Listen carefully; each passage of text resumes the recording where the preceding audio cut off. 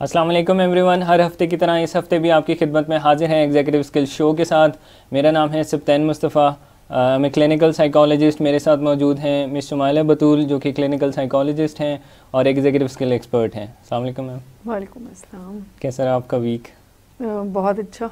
Busy जी, viewers को बताते चलें, इस शो में हम एग्जीक्यूटिव स्किल्स पे डिस्कशन करते हैं। ये वो स्किल हैं जिन्हें ह्यूमन स्किल्स कहा जाता है, जो हमारे ह्यूमन ब्रेन से, फ्रंटल लोब से ऑपरेट करते हैं। इनकी हार्ड वायरिंग हमारे ब्रेन में ऑलरेडी हुई है, जिससे हमें फ़ायदा उठाना है और कैसे हम इनसे फ़ायदा उठाएं, इस पे हम डिस्कशन करते हैं। जैसे लास्ट वीक हमने डिस्कस किया फ्लेक्सिबिलिटी का एक स्किल, कि हम कैसे फ्लेक्सिबल बन सकते हैं और फ्लेक्सिबिलिटी हमारी लाइफ को कैसे बेहतर बनाती है। इस वीक हम आज डिस्कशन करेंगे प्लानिंग एंड प्रायोरिटाइजेशन। प्लानिंग करना और अपने गोल्स को फिर उसके मुताबिक सेट करना प्रायोरिटी पे 1 2 3 ऑर्डर में। तो miss starting with the basic question, definition है क्या ये स्किल प्रायोरिटाइजेशन? देखिए, जब हम टीन्स के रेफरेंस, बिकॉज हम काफ़ी अरसे से प्रोग्राम जो कर रहे हैं वो एडल्ट्स के रेफरेंस से कर रहे हैं, टीनेजर्स के रेफरेंस से जब हम काम कर रहे थे तो वहाँ पर हमने प्लानिंग एंड प्रायोरिटाइजेशन को काफ़ी डिस्कस किया था। ये एक एग्जेक्टिव स्किल है जैसे आपने कहा, और ये कोई हमारे ब्रेन में हार्डवायर हुई हुई है। हमारा ब्रेन का एक स्पेसिफिक एरिया, अगर टेक्निकली बात करें तो प्री फ्रंटल कॉर्टेक्स में, हम सब के प्री फ्रंटल कॉर्टेक्स में ये executive skills as a potential exist कर रही होती हैं एट बर्थ। एंड जैसे जैसे ये ब्रेन एरिया डेवलप होना शुरू हो जाता है वैसे वैसे जो है वो ये स्किल्स जो हैं वो कई वीकनेस और स्ट्रेंथ्स बनकर सामने आ जाती है। आज जिस स्पेसिफिक एग्जेक्टिव स्किल के बारे में हम बात कर रहे हैं, प्लानिंग एंड प्रायोरिटाइजेशन। अब देखिए, वैसे तो हर स्किल ही बहुत इम्पॉर्टेंट है। देखिए, प्लानिंग ही हमें ह्यूमन बीइंग्स बनाती है। बहुत आगे चल के हम इस पे एक रिसर्च भी डिस्कस करेंगे। बाय द डेफिनेशन ये स्किल जो है वो हमें ऐसी एबिलिटी का होना है। इस स्किल का मतलब ये है कि ऐसी एबिलिटी का होना जिसमें आप एक रोड मैप क्रिएट कर सकें, जिसमें आप एक सेट ऑफ स्किल्स और स्टेप्स को डिज़ाइन कर सकें to achieve your task, to achieve your goal और to complete your task. So जब भी हम कोई काम करते हैं तो उसमें अगर हम कोई सेट ऑफ स्टेप्स को डिज़ाइन कर लें या कोई रोड मैप बना लें तो ये प्लानिंग होएगा। एट द सेम टाइम, यानी इसकी डेफिनेशन के अगर हम दो पार्ट्स कहें तो वो ज़्यादा बेहतर रहेगा। दोनों को शामिल करना। नंबर 1 कि कोई रोड मैप क्रिएट करना। आप कोई काम करने जा रहे हैं, कोई टास्क, कोई गोल अचीव करने जा रहे हैं, तो उस गोल को अचीव करने के लिए, उस काम को पूरा करने के लिए आपको सर्टन स्टेप्स की ज़रूरत होती है। उन सर्टन स्टेप्स को डिज़ाइन करना इनफैक्ट प्लानिंग होता है। At the same time second part of the definition हमें ये गाइड करता है कि साथ साथ जो चीज़ें इम्पोर्टेंट हैं उनको भी फोकस करना, यानी प्रायोरिटाइज है ना, प्लानिंग एंड प्रायोरिटाइजेशन है ना।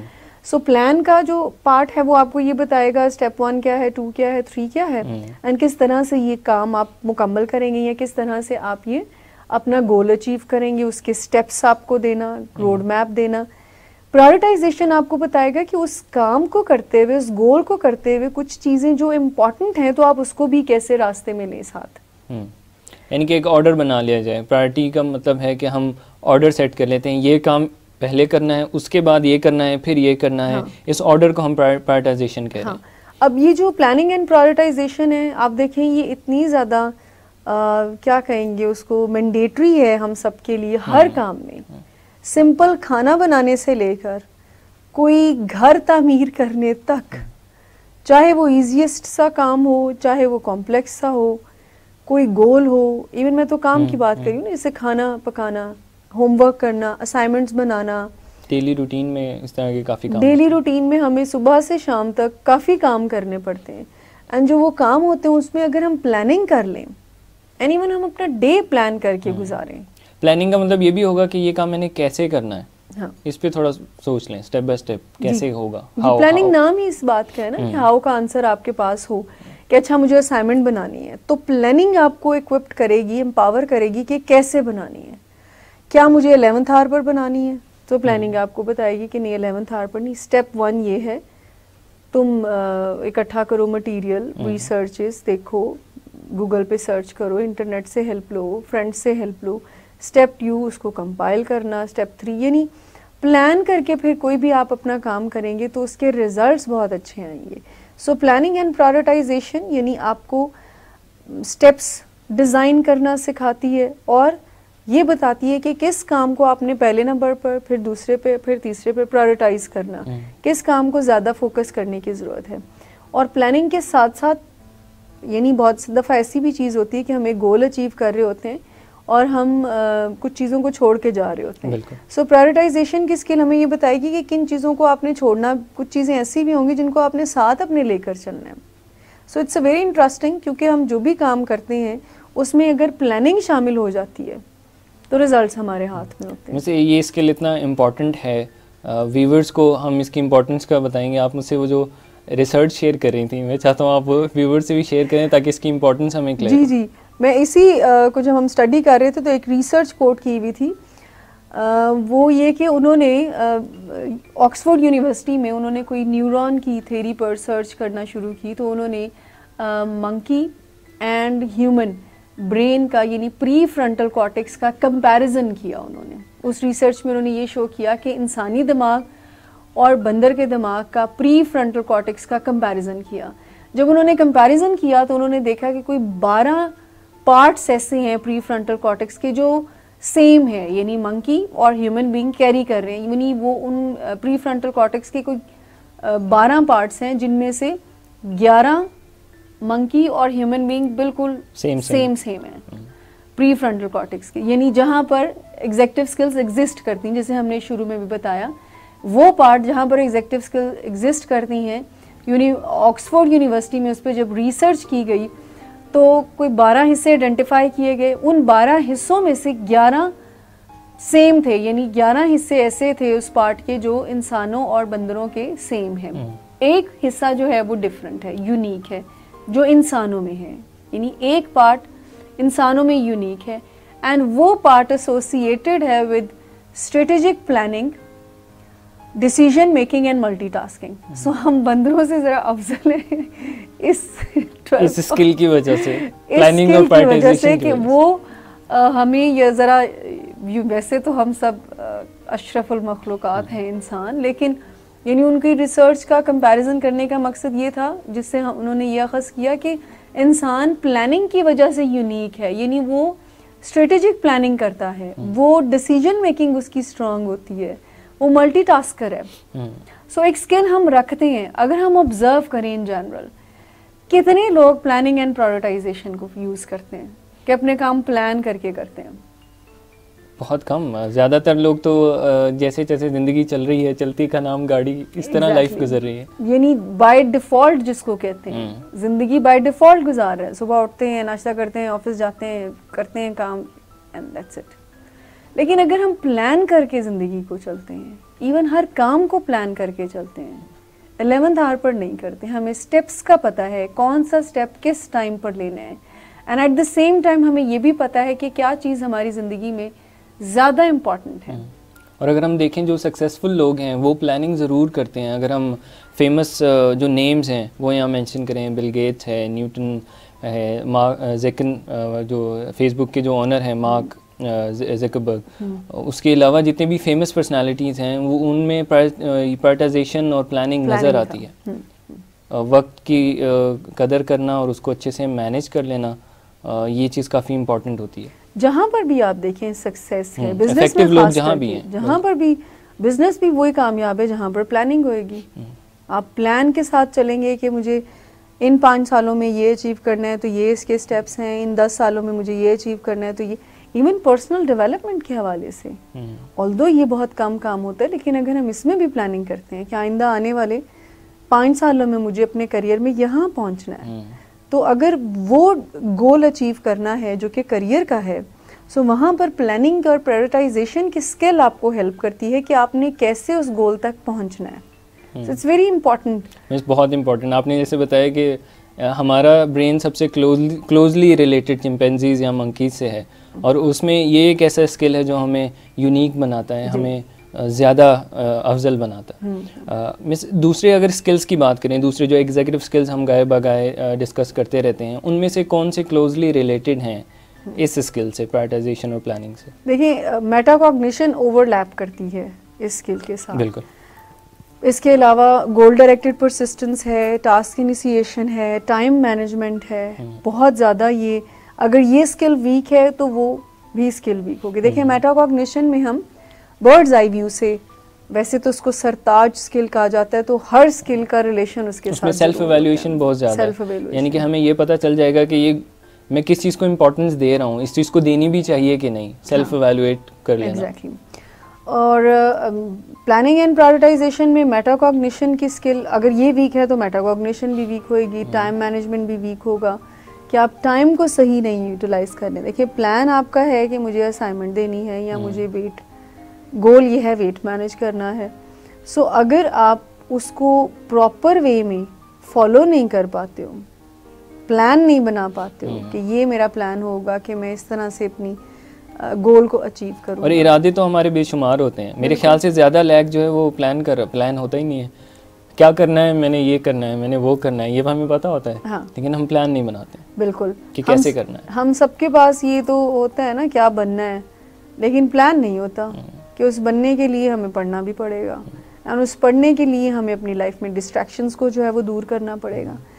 प्लान नहीं होता, बनना वो पूछते हैं ना क्या बनना है, तो डॉक्टर इंजीनियर से तो कम हम रुक नहीं रहे होते। पायलट। हाँ बस अब खैर चेंज हो गई है, अब तो हम अपने चाइल्डहुड की बात कर रहे हैं। अपना चाइल्डहुड मतलब बचपन में हमसे पूछा जाता था तो जवाब यही होता था, जो मेरे सर्किल के क्लास फेलोज या बाकी लोग, पायलट बनना है, साइंटिस्ट बनना है। बिल्कुल, साइंटिस्ट बनना है, पायलट बनना है, डॉक्टर बनना है, इंजीनियर बनना है। सो ये हम गोल तो जरा बना लेते थे, लेकिन आजकल के बच्चे तो ये भी कहते हैं कि मैंने शाहरुख खान बनना है। चलिए शाहरुख खान बनना, he is a successful person in, आप देखें कि वो बहुत ही सक्सेसफुल है, जो भी काम वो कर रहे हैं उसमें उनकी सक्सेस है।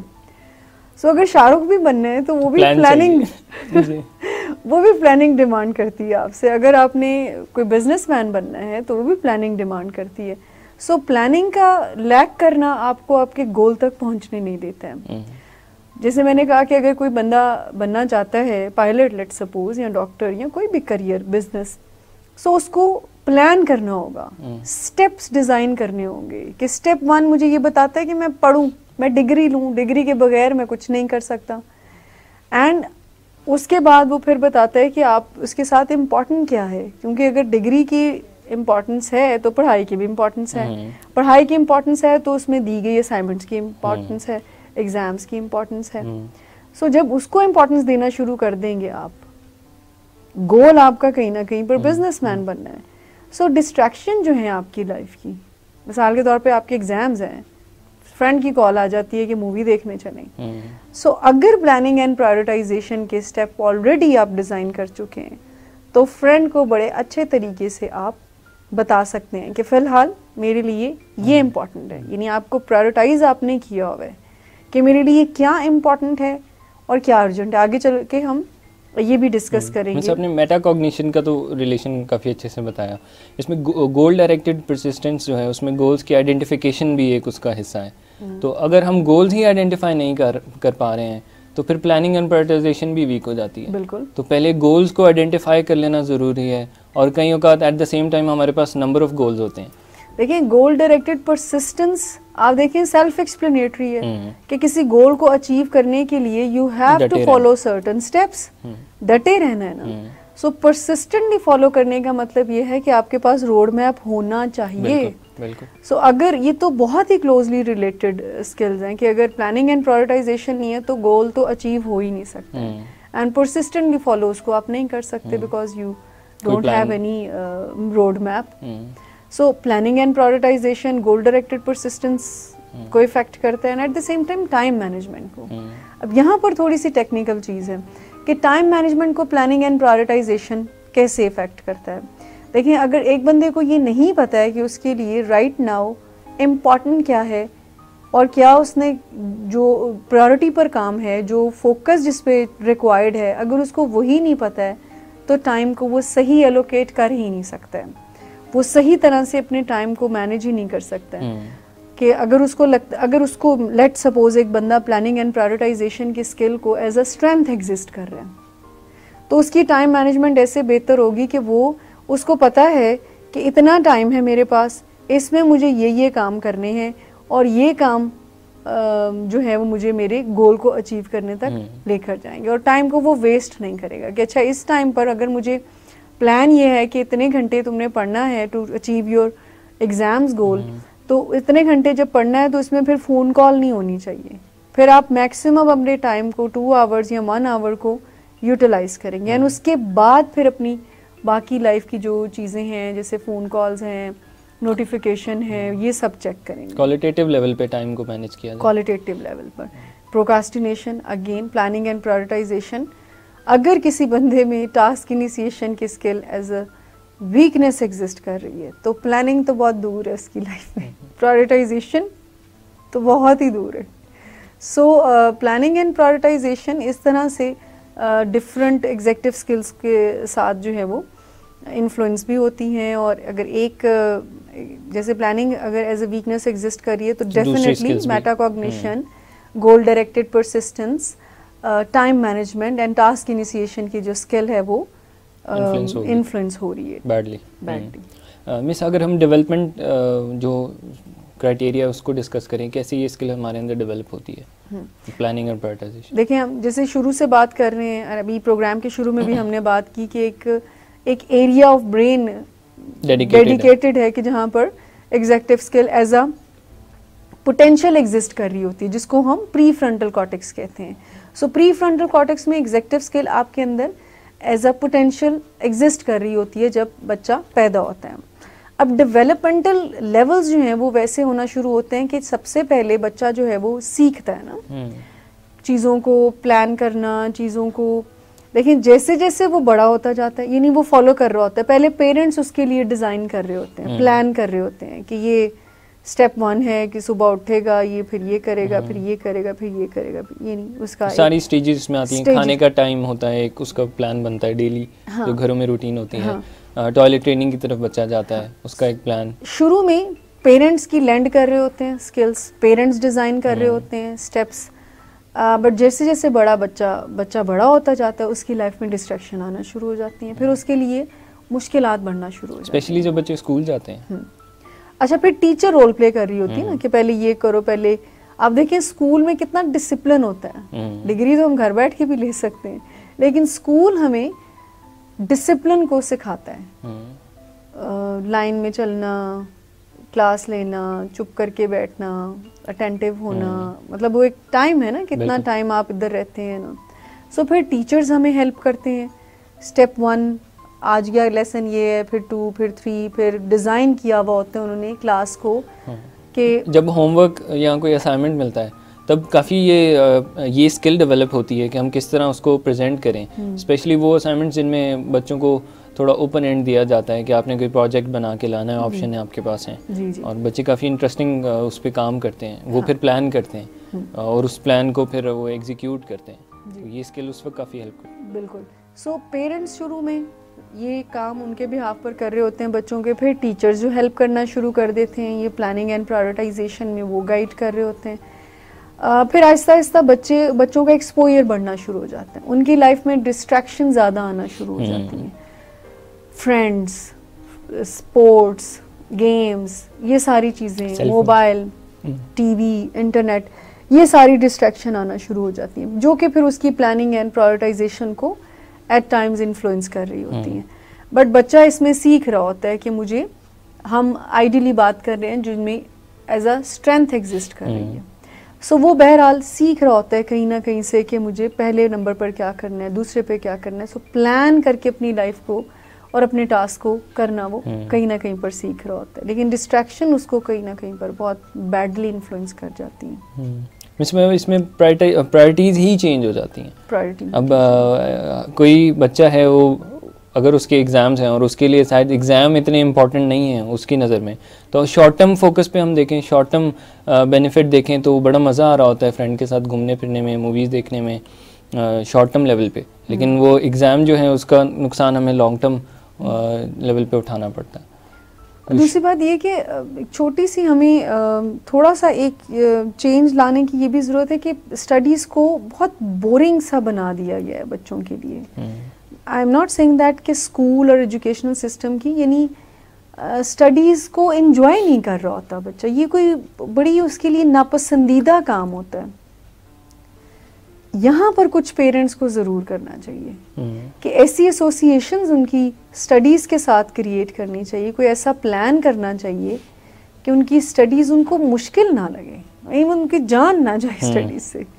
मतलब हमें भी सच इतना कोई जब आप कॉलेज में जाते हैं तो तब इंटरेस्ट डेवलप होना शुरू होता है कि नहीं हमने कुछ बनना है और कुछ करना है। जब ये खुद से फीलिंग आती है कि हाँ मैंने करना है, तब वो आप सही कह रही हैं, वो कॉलेज या उसके बाद उस लेवल पे होता है। हाँ। लेकिन इस स्टेज पे मेरे ख्याल से रिवॉर्ड सेट करना, बच्चों को मोटिवेट करना, इंसेंटिव सेट करना, जैसे हमने टीनेजिंग के हवाले से पेरेंट्स की जब हेल्प की थी तो उसमें इस स्किल को आप इंसेंटिव को एसोसिएट करके बहुत अच्छे तरीके से लर्न करवा सकते हैं। सो प्लानिंग एंड प्रायोरिटाइजेशन में डिस्ट्रैक्शन फिर बहुत एक एज पर बढ़ना शुरू हो जाती है, स्कूल कॉलेज की जो होती है वहाँ पर फिर मुश्किल आना शुरू हो जाती है। फिर आपको सडनली कोई और चीज़ इंपॉर्टेंट लगना शुरू हो जाती है, एग्ज़ाम बिल्कुल ही फीके से और टाइम वेस्ट लगना शुरू हो जाता है, या ओवर कॉन्फिडेंस होना शुरू हो जाता है कि मैं कर लूंगा, पास तो मैं हो ही जाऊंगा। फिर ऐसे मीडियोकर सी एक्सपेक्टेशन हम अपने साथ, अभी प्रायोरिटी है ना कि पास होना है, या प्रायोरिटी है कि फर्स्ट आना है, तो प्रायोरिटीज वेरी कर रही होती हैं। सो डेफिनेटली वो फिर आहिस्ता आहिस्ता जैसे जैसे ज़रा ग्रो करना शुरू होते हैं तो फिर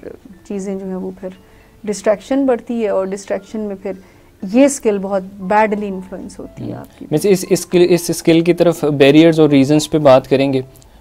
इसमें सबसे पहली तो बात जो हम थोड़ी पहले भी इनडायरेक्ट वे में बात कर रहे थे कि हमें अंदाज़ा नहीं होता कि क्या चीज़ हमारे लिए इम्पॉर्टेंट है और क्या अर्जेंट। यानी आगे चल के हम ये एक क्वाड्रेंट भी डिस्कस करेंगे कि इम्पॉर्टेंट एंड अर्जेंट, और not important not urgent, important but not urgent, यानी इसको भी हम तो पहले इस स्किल का लैक करना, इस इंसाइट का लैक करना। जैसे एक बच्चे को नहीं पता कि उसके लिए एग्जाम इम्पोर्टेंट है या अभी फ्रेंड्स के साथ जाना इम्पोर्टेंट। हाँ, सो एक तो ये है कि उसको नहीं पता है कि पहले नंबर पर उसने सीखा नहीं है ना, इनफैक्ट उसकी लर्निंग ही ये नहीं है, और डिस्ट्रैक्शन उसकी लाइफ में बहुत ज़्यादा है। ये भी एक बैरियर हो सकता है कि अगर उसकी लाइफ में बहुत ज़्यादा डिस्ट्रैक्शंस हैं, या वो ज़्यादा जल्दी डिस्ट्रैक्ट हो जाता है, डिस्ट्रैक्टेबिलिटी जो है वो काफ़ी हाई है। क्यूरियोसिटी जो होती है ना टीन्स का, ये एक सबसे बड़ा एक इशू है जो कि बाय डिज़ाइन होती है उनके अंदर।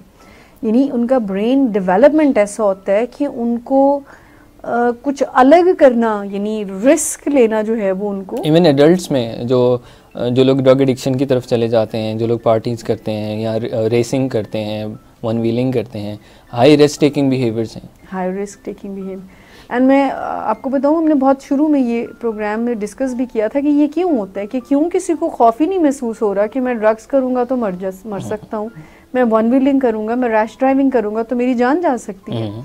इसकी रीज़न ये है कि जब हम ब्रेन को ऑब्जर्व करते हैं, और रिसर्चेस फिर ये बताती हैं हमें कि जो एक टीनेजर का ब्रेन होता है तो उसमें उसके प्लेयर सेंटर को हिट करने के लिए ज़्यादा स्टिमुलेशन की ज़रूरत होती है।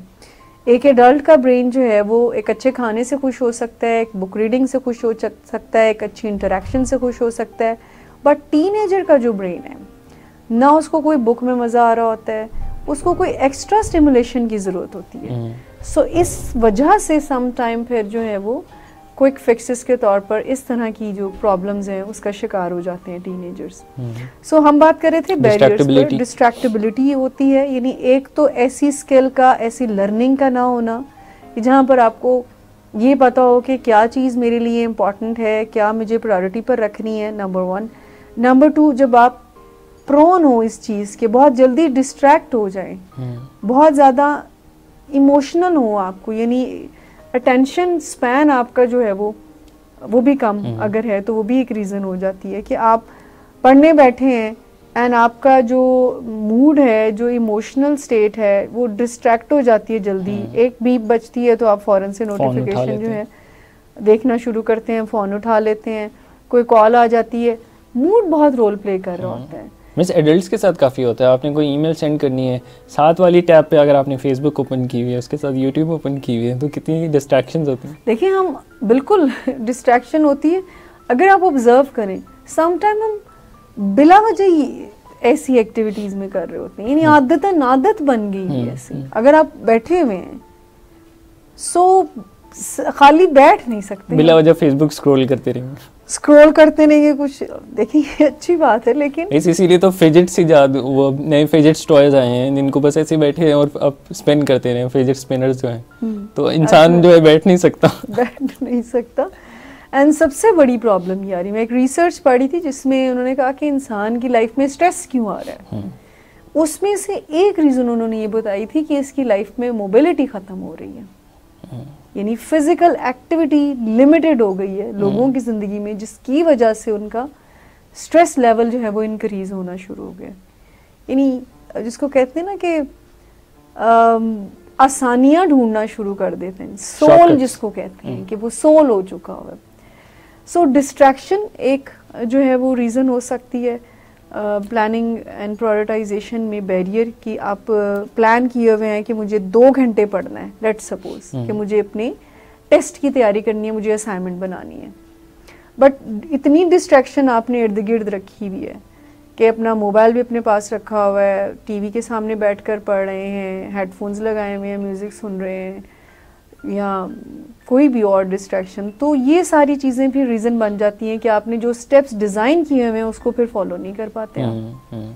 हम उनसे डिरेल होते हैं अपने प्लान से, फिर खुद को खींच के प्लान पे लाते हैं, फिर हमें कोई डिस्ट्रैक्शन साइड पे ले जाती है। अच्छा, ये आपने कभी नोट किया है कि एक बंदा प्लान बनाता है, आज से तो मैं डाइटिंग करूंगा, आज से तो मैं नहीं, वो कल से करूंगा और वो कल नहीं आ रही होती।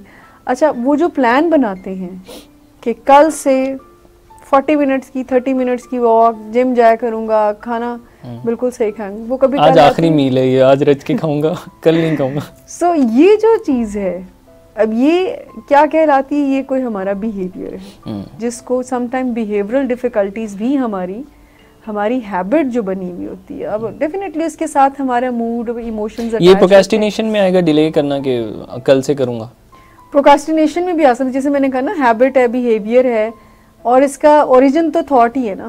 बिल्कुल, कि आज नहीं, कल से जो है वो पूरा मैं प्लान करूंगा। वो कल शायद बहुत कलों के बाद आता है, बहुत कल के बाद आता है वो, कि अच्छा आज नहीं, कल इस तरह से। सो एक रीज़न ये भी होती है कि अगर प्रोक्रेस्टिनेशन एग्जिस्ट कर रही है और आप एक ऐसा हैबिट आपके अंदर है आपकी, जो आपको फौरन से काम शुरू करने नहीं देता है, तो वो भी एक रीज़न बन जाती है इसकी। इसके अलावा हमारी ट्रेनिंग भी समटाइम नहीं होती, हम नहीं सीखते हैं, हम अपने रिस्पॉन्स को परसिस्टेंटली फॉलो कर रहे होते हैं। एक दफ़ा काम गलत हो गया है, एक एग्ज़ाम में फ़ेल हो गया बच्चा, तो वो शायद नहीं step by step time table को फॉलो नहीं कर रहा होता। एक प्लान फेल हो गया है तो दोबारा उसी प्लान के तहत सेम काम करना, तो ऑब्वियसली वो भी फेल होगा। तो परसिस्टेंस, आपने बात की कि हम लोग एक ही गलती बार बार परसिस्टेंटली कर रहे होते हैं। सो एक रीज़न ये भी हो जाता है। सो प्लानिंग एंड प्रायोरिटाइजेशन में ख़ास करके आपका जो डिस्ट्रैक्शन है, आपका जो मूड है, आपका जो इमोशनल स्टेट है, ये बहुत रोल प्ले करती है। और इसके साथ साथ अगर आपकी ट्रेनिंग नहीं है, आपने सीखा नहीं है, सो ये भी आपकी अगर ऑब्जर्वेशन ऐसे लोगों की है आपकी लाइफ में जो सिग्निफिकेंट लोग हैं, पेरेंट्स, टीचर्स, अगर आप देखते हैं कि वो प्लान करके नहीं चलते। देखिए, हम सबके बिलीव्स भी समटाइम ऐसे बड़े स्ट्रेंज होते हैं। मैंने बहुत सारे लोगों को इतने कॉन्फिडेंटली इस बात को करते हुए देखा है कि मैंने कभी प्लान नहीं किया। मैं मौके पे चौका लगाता हूँ। मौके पे चौका लगाते हैं तो वो मौके पे चौका एक आध दफ़ा तो लग जाता है, लेकिन ऐसा कोई हमारा बिलीव ऐसा डेवलप हो जाता है जिसको चेंज होने की ज़रूरत होती है। कि ऐसा नहीं है कि हम प्लान के बगैर, हम इंसान हैं, और जैसे हमने शुरू में रिसर्च बताई कि हमें यूनिक ये स्किल बनाती है कि अगर हम कोई गोल अचीव करना चाहते हैं, मैंने जैसे शुरू में कहा कि सिंपल खाना बनाना भी स्टेप्स को डिमांड करते हैं। बिल्कुल। अब आप सब इंग्रेडिएंट्स एक साथ डाल दें तो कुछ और ही बन जाएगा। उसमें फ्लेम का ख्याल रखना, उसमें ईच एंड एवरीथिंग का ख्याल रखना, पहले स्टेप पर ये, दूसरे पर ये, तीसरे पर ये, तो देन ही आप रिजल्ट्स पाते हैं। और अगर आप स्टेप्स को फॉलो नहीं करते तो रिजल्ट्स भी वैसे ही होते हैं। ठीक है ना।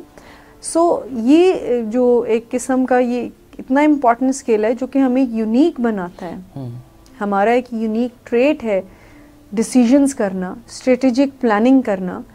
तो चूँकि एग्जेक्टिव स्किल्स ओवरऑल ही हमें एक अच्छा डिसीजन मेकर बनाती हैं, हमारी लाइफ को स्ट्रेटजीज़ और स्किल्स से भरपूर करती हैं, तो उनमें से अगर हम प्लानिंग एंड प्रायोरिटाइजेशन की स्किल पर काम करते हैं तो फिर लाइफ बाय डिज़ाइन गुजार कर हम उसको एंजॉय करते हैं। डिज़ाइन का मतलब है अपनी ख्वाहिशमंद चेंजेस लाके अपनी मर्ज़ी से हम उसे मॉडिफाई करते हैं फॉर पॉजिटिव। देखिए, अगर हम ये गोल बनाते हैं कि जी मुझे अपनी लाइफ को इस एक्सटेंड, यानी मुझे करियर में यहाँ तक पहुँचना है, मुझे ये बनना है, मुझे अपनी रिलेशनशिप को यहाँ तक लेके जाना है, सो कोई भी अगर आप गोल बनाते हैं, प्लानिंग एंड प्रायोरिटाइजेशन आपको हेल्प करेगा कि उस गोल को सक्सेसफुली आप कैसे अचीव करें।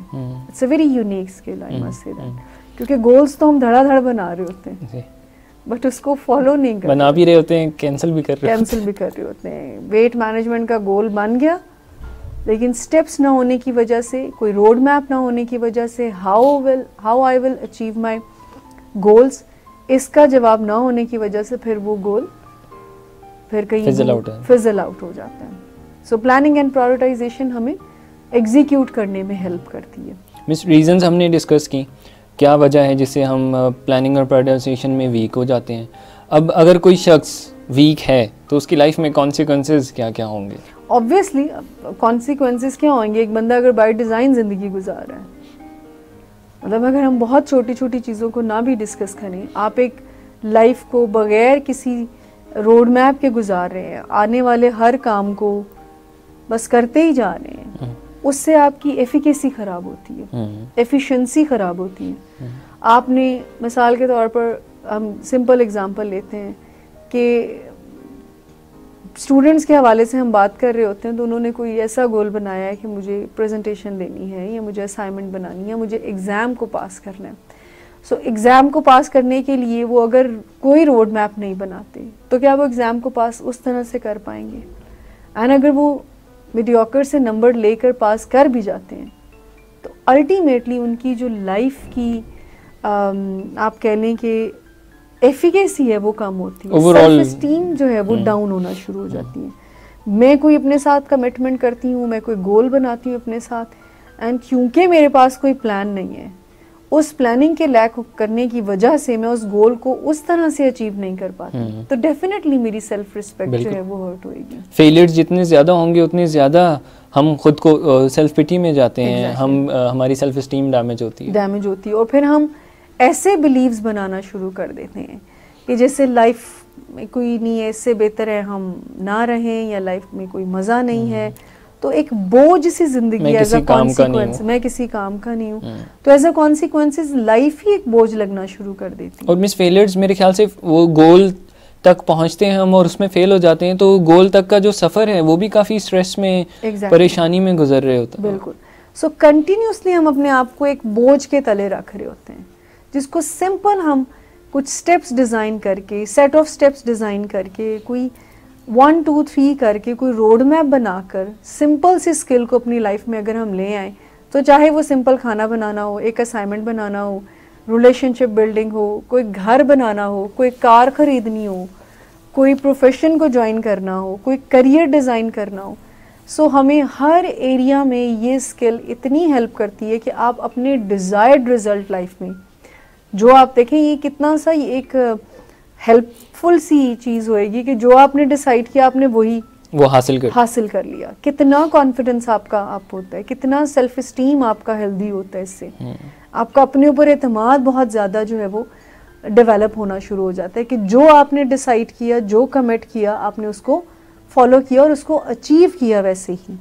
सो प्लानिंग एंड प्रायोरिटाइजेशन आपको इस एक्सटेंड का एग्जीक्यूशन देती है कि आप अपनी लाइफ में डिज़ायर्ड रिजल्ट्स पाते हैं, ना कि फेलियर्स को इकट्ठा करके अपना ही सेल्फ एस्टीम को डार्कनेस में जो है वो धकेल देते हैं। मिस, आज के शो का सबसे अहम क्वेश्चन, कैसे इस स्किल को हम बेहतर बना सकते हैं? अच्छा, इस स्किल में आप व्यूवर्स हमारे स्क्रीन पर भी कुछ देखेंगे कि ये जो स्किल है हम कैसे डेवलप करेंगे। इस पे सबसे पहले हमें ये सीखना है, क्वाड्रेंट इसको बोलते हैं, जो हम आपको इम्पॉर्टेंट एंड अर्जेंट के बारे में कैसे आप डिसाइड करें, कैसे प्रायोरिटाइज अपनी लाइफ में कुछ टास्क को, कुछ गोल्स को आप करें। आपको ये स्किल हम सिखाने जा रहे हैं कि कैसे अपनी लाइफ में पहले नंबर पर आपने क्या रखना है, दूसरे पर क्या रखना है, तीसरे पर क्या रखना है और किन चीज़ों को लाइफ में बहुत कम रखना है। सो इसको इम्पॉर्टेंट एंड अर्जेंट का क्वाड्रेंट बोलते हैं। सो नंबर 1 पर जो चीज़ आनी चाहिए आपकी लाइफ में, यानी पहले नंबर पर आपको जो रखना है, जो उन कामों को रखना है जो इम्पॉर्टेंट भी हैं एंड अर्जेंट भी हैं। यानी पहली प्रायोरिटी आपकी उन टास्क की होनी चाहिए, उन गोल्स की होनी चाहिए जो इम्पॉर्टेंट है और अर्जेंट भी हैं। अब इनमें क्या क्या चीज़ें आ सकती हैं सर इम्पॉर्टेंट और अर्जेंट में? मीन्स इम्पॉर्टेंट और अर्जेंट में तो बिल जमा करवाना, डेडलाइन मेरे सर पे है, नहीं करवाया तो अर्जेंट है, अर्जेंसी उसमें है और इम्पॉर्टेंट भी है। इस तरह के काम इम्पॉर्टेंट और अर्जेंट में आना शुरू। इसके अलावा हम लोग जो भी काम हम डिले कर रहे होते हैं लाइफ में, वो एंड टाइम पे, जैसे एग्ज़ाम्स हैं मेरे कल, अगर 4 महीने पहले तैयारी कर लेता तो वो शायद इतना अर्जेंट नहीं था, लेकिन अब कल एग्ज़ाम है तो मेरे लिए अर्जेंट बन गया और डेफिनेटली एग्ज़ाम इम्पॉर्टेंट होते हैं। सो डेडलाइंस जो हैं वो इम्पॉर्टेंट एंड अर्जेंट के क्वाड्रेंट में आती हैं। कोई भी प्रपोजल है, असाइनमेंट्स है, ये इम्पॉर्टेंट एंड अर्जेंट। इवन कोई क्राइसिस है, ये इम्पॉर्टेंट एंड अर्जेंट में। जैसे आपने कहा ना कि कल एग्जाम है तो ये क्राइसिस ही है नए किस्म का। सो ये इम्पॉर्टेंट, इंटरव्यू डेट है वो भी क्राइसिस है। सो क्राइसिस, डेडलाइंस, प्रपोजल्स, ये आपकी लाइफ में इम्पॉर्टेंट एंड अर्जेंट है। सो जो भी चीज़ें इस क्राइटेरिया को मीट कर रही हैं तो वो नंबर 1 है, वो सबसे पहले है। ठीक हो गया। वेट धड़ाधड़ बढ़ रहा है तो ये इम्पॉर्टेंट एंड अर्जेंट दोनों चीजें हो जाएंगी। ठीक हो गया। नंबर 2 पर आपने उस चीज को लेकर आना है जो इम्पॉर्टेंट है बट अर्जेंट नहीं है। एम आई राइट सर? नंबर 2 पे यही क्वाड्रेंट बनता है, जो इम्पॉर्टेंट है बट अर्जेंट नहीं है, जिसमें सबसे इम्पॉर्टेंट हमारी रिलेशनशिप बिल्डिंग आती है कि वो इम्पॉर्टेंट बहुत ज्यादा है बट इतना अर्जेंट हम फील नहीं कर रहे। हाँ, कोई डंडा लेके सर पे नहीं खड़ा है कि आज ही रिलेशनशिप ठीक करने हैं या कल ही करने हैं, कोई डेडलाइन नहीं है हमारे पास। लेकिन क्वालिटी ऑफ लाइफ को बेहतर करने के लिए रिलेशनशिप का अच्छा होना ये बहुत इंपॉर्टेंट है। हाँ। सो नंबर 2 में हमने उन टास्क को लिस्ट आउट करना है जो कि इम्पॉर्टेंट हैं बट अर्जेंट नहीं है, जिनमें relationship building as an example share कर रही हूँ, जिनमें कोई भी रिकवरी, हेल्थ, आपका career, it's very important but not urgent. आप बनेंगे क्या अपनी लाइफ में, इस ऐसी चीजों को डिजाइन करना।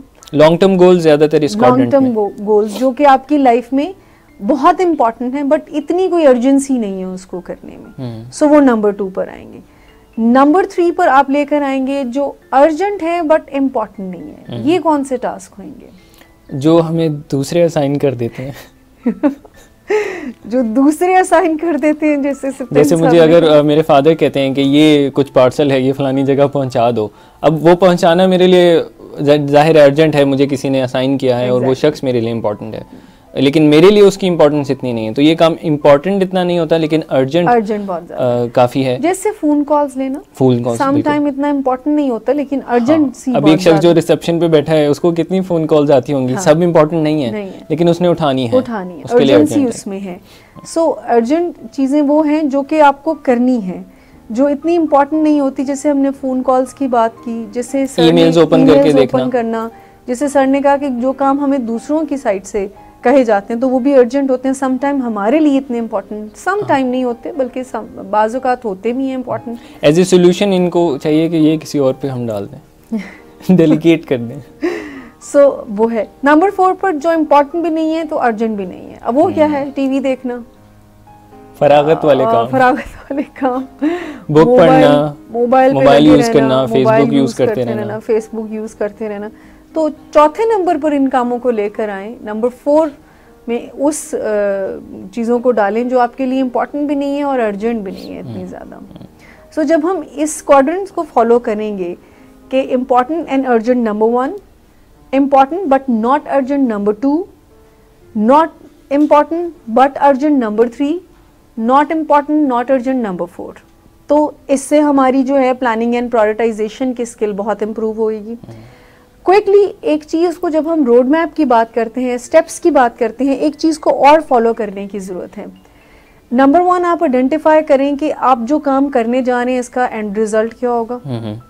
जब हम स्टेप्स को बनाने जा रहे हैं, मिसाल के तौर पर आपको रिजल्ट का सबसे पहले आइडिया हो कि अगर मैं खाना बनाने जा रही हूँ या जा रहा हूँ तो एंड मुझे ये चाहिए कि मेरा खाना अच्छा हो। नंबर 2 पर आने वाली प्रॉब्लम्स के बारे में ज़रूर एक दफ़ा, जो आने वाले क्रिटिकल एलिमेंट्स हैं उस गोल को अचीव करने के लिए, उस टास्क को परफॉर्म करने के लिए, कंप्लीट करने के लिए जो क्रिटिकल एलिमेंट्स हैं उस टास्क के, उसको ज़रूर देखें कि इस काम में मुझे क्या क्या मुश्किलात आ सकती हैं, उनको रिव्यू कर लें एंड टाइम असाइन ज़रूर करें अपने आप को, ठीक है।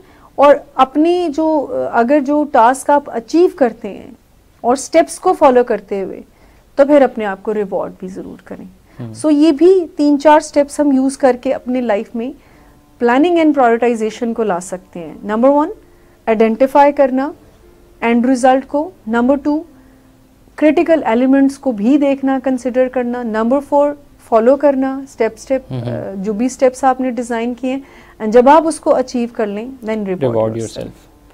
सो this is how we can develop our planning and prioritization. आज हमने बात की कि किस तरह हम अपने प्लानिंग और प्रायोरिटाइजेशन के स्किल को बेहतर बना सकते हैं, क्या डिफ़िकल्टीज़ आती हैं, क्या नुकसानात हम उठा सकते हैं, सारी चीज़ें हमने डिस्कस की। इंशाल्लाह अगले हफ्ते आपकी खिदमत में हाजिर होंगे एक नए टॉपिक के साथ। मुझे और मिस्टर माइला को इजाज़त दीजिए। अल्लाह हाफ़िज़।